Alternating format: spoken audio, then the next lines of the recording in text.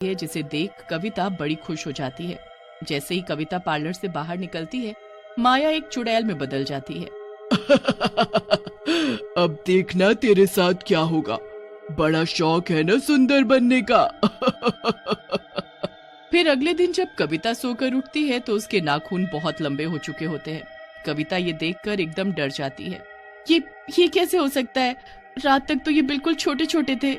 कविता जल्दी से nail cutter लाती है और अपने नेल्स काटने लगती है। जैसे ही कविता अपना पहला नाखून काटती है, उसे बहुत दर्द होता है। ऐसा लगता है जैसे वो अपनी खाल काट रही हो। कविता के सारे नेल्स ऐसे ही दर्द करने लगते हैं, जिसकी वजह से वो उन्हें काट ही नहीं पाती। अब कविता घर में छुपकर बैठ जाती है ताकि कोई उसका मजाक न बनाए। अब अगले दिन उसी की तरह सविता अपने वैक्स करवाने पार्लर पहुंच जाती है।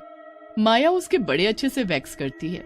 सविता भी बड़ी खुश होकर आती है, पर उसके पीछे माया वापस चुड़ैल बन जाती है। वैक्स करवाने का बड़ा शौक है ना? अब तो तेरे साथ ऐसा होगा कि वैक्स से तेरा कुछ नहीं हो पाएगा। बस फिर सविता जब अगले दिन सोकर उठती है तो उसके हाथ पैरों पर भालू जैसे बाल उग चुके होते हैं। सविता अपने आप को देखकर चिल्लाने लगती है, ये क्या हो गया? ये कैसे हो सकता है? कल ही तो मैंने वैक्स करवाई है और ये भालू जैसे बाल। अब मैं क्या करूं? बाहर गई तो सब मुझे ऐसी हालत में देख लेंगे। सविता भी शर्म से बाहर नहीं निकलती और घर में छुपकर बैठ जाती है। अब तीसरे दिन पिंकी सोचती है कि क्यों ना मेहंदी लगवा ली जाए। वो भी पार्लर जाती है और माया से मेहंदी लगवा लेती है।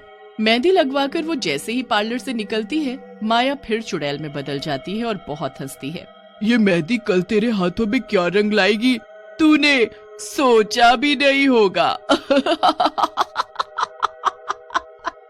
अगले दिन जब पिंकी सोकर उठती है तो उसके हाथों में गंदे छाले पड़ चुके होते हैं और उसे भयंकर खुजली होने लगती है।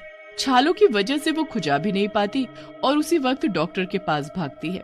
अब बस करवा चौथ का आखिरी दिन बचा होता है। शीला भी सोचती है कि जाकर फेशियल करवा लिया जाए।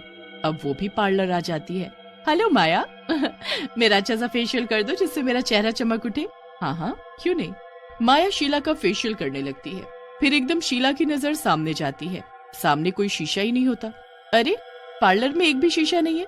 पार्लर में तो शीशा जरूर होता है। हाँ जी, वो टूट गया था तो मैंने बनने दे रखा है। अच्छा ठीक है। माया अब शीला का फेशियल करने लगती है। फेशियल के बाद अब शीला को अपना चेहरा देखना होता है। कोई छोटा शीशा हो तो वही दे दो, मुझे शक्ल देखनी है। देखो, मैं अब बहुत थक गई हूँ, मुझे भी घर जाना है, तो घर जाकर देखना अपनी शक्ल। शीला को माया का ये बर्ताव बिल्कुल अच्छा नहीं लगता। वो फिर बहाने से माया से एक गिलास पानी मांगती है। माया अंदर पानी लेने जाती है तो शीला फोन का कैमरा खोल लेती है और अपनी शक्ल देखने लगती है। उसके बाद वो अपनी 2-3 सेल्फी भी ले लेती है। मेरा चेहरा तो सच में चमक गया।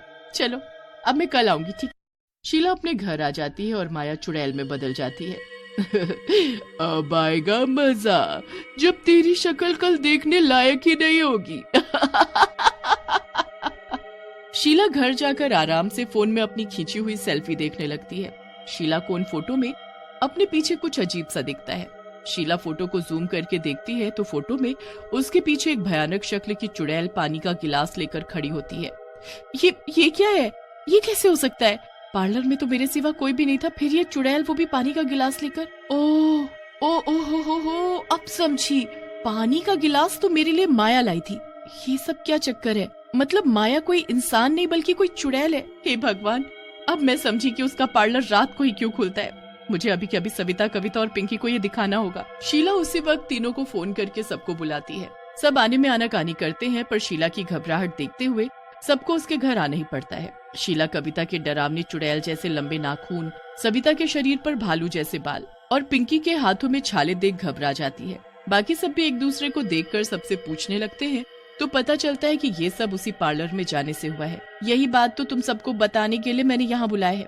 ये देखो मेरे फोन में फोटो, मैं भी उस पार्लर में गई थी। मैंने वहाँ अपना फेशियल करवाया, पर शक्ल देखने के लिए वहाँ शीशा ही नहीं था, तो मैंने फोन में शक्ल देखी और लगे हाथ 2-3 सेल्फी भी ले ली। फिर जब घर आकर मैं अपनी सेल्फी देखने लगी तो मुझे उसमें अपने पीछे ये चुड़ैल दिखी। मैंने तो माया से पानी मंगवाया था और मेरे पीछे उस वक्त माया ही खड़ी थी, तो बताओ ये चुड़ैल कैसे बन गई? मतलब माया एक चुड़ैल है। चुड़ैल का असली रूप शीशे में दिख जाता है, इसलिए उसने अपने पार्लर में शीशा ही नहीं लगा रखा। और वो तभी रात को पार्लर खोलती है। अब हम क्या करेंगे? उस चुड़ैल ने हमारी ये हालत कर दी है। क्या मैं जिंदगी भर इन भालू जैसे बालों के साथ रहूंगी? नहीं नहीं, हम जरूर कुछ करेंगे। एक काम करते हैं, हम माया के घर जाते हैं। आखिर माया को भी तो पता चले कि उसके पार्लर में उसकी जगह कोई चुड़ैल बैठी है। मुझे उसका घर पता है। बस फिर चारों उसके घर जाते हैं तो वहाँ उनको माया की माँ मिलती है, जिनसे पता चलता है कि माया तो 2 महीने पहले ही मर चुकी है। ये सुनकर सब घबरा जाते हैं। मतलब वो चुड़ैल माया ही है? हम तो ये सोच रहे थे कि वो माया का भेष बदल कर वहाँ पार्लर चला रही है, पर ऐसा क्यों कर रही है? वो तो बहुत अच्छी थी। माया की माँ कुछ समझ नहीं पाती। फिर सब अपना हाल उसे बताती हैं और बताती हैं कि माया एक चुड़ैल बनकर अपना पार्लर खोलकर बैठी है और उसी ने उनका ये हाल कर दिया है। मुझे ये सब नहीं पता बेटी। हाँ, पर उसकी शादी थी, इसलिए उसने कुछ दिन के लिए पार्लर बंद रखा था। शादी के अगले ही दिन जब दोनों पति पत्नी घूमने जा रहे थे तो उनका एक्सीडेंट हो गया और उसका पति मर गया। बेचारी बड़ी दुखी थी, पर उसको सजने संवरने का बड़ा शौक था। खुद को ऐसे शीशे में देखती तो बहुत रोती थी। उसके ससुराल वाले उसे मनहूस बोलते थे। थोड़े दिन में तो वो ऐसी हो गई कि किसी को सजे सवरे देखती तो उससे चिढ़ने लगती थी। अपनी बहन से ही चिढ़ने लगी। फिर एक दिन दुखी होकर उसने आत्महत्या ही कर ली और तब से वो पार्लर बंद पड़ा है। हे भगवान, अब हम कैसे ठीक होंगे?